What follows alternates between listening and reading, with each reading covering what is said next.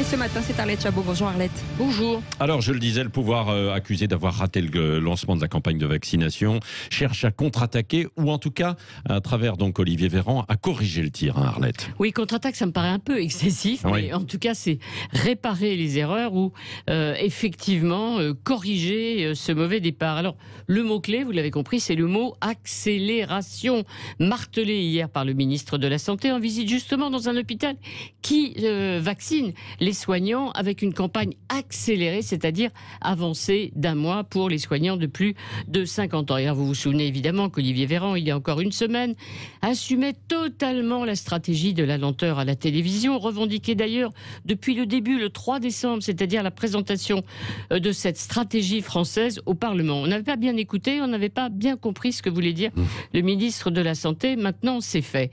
Donc Olivier Véran annonce avec un grand sourire des milliers de vaccinations, une montée en puissance dès demain qui passera sans doute par un assouplissement de ce fameux protocole de 47 pages qui détaille les conditions de la vaccination, qui passera aussi par une amélioration de la logistique, parce que oui, la logistique, c'est important, le gouvernement l'a compris, et une logisticienne a été nommée auprès de Monsieur Vaccin, le professeur Fischer, qui avait dit qu'il était totalement incompétent sur ce point. Alors encore un effort quand même pour le gouvernement. Oui. D'abord, écouter les élus qui proposent de mettre à la disposition de tous des salles de vaccination pour que les plus fragiles, mais qui vivent chez eux, puissent aller se faire vacciner.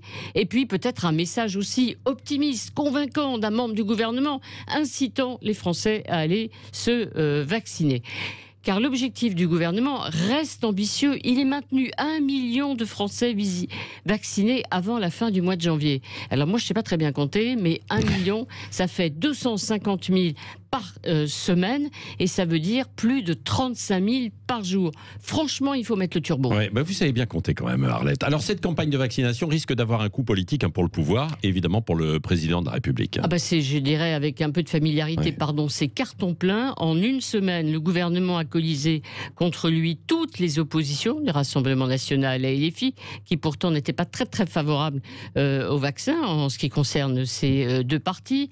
Faute gravissime, vous le rappeliez, dit ce matin Xavier Bertrand dans une interview aux Parisiens. Les Républicains exigent un nouveau débat au Parlement. Et puis, plus grave, c'est la colère de tous les médecins, de ceux qui pourtant ne sont pas hostiles au pouvoir. Je cite le professeur Axel Kahn.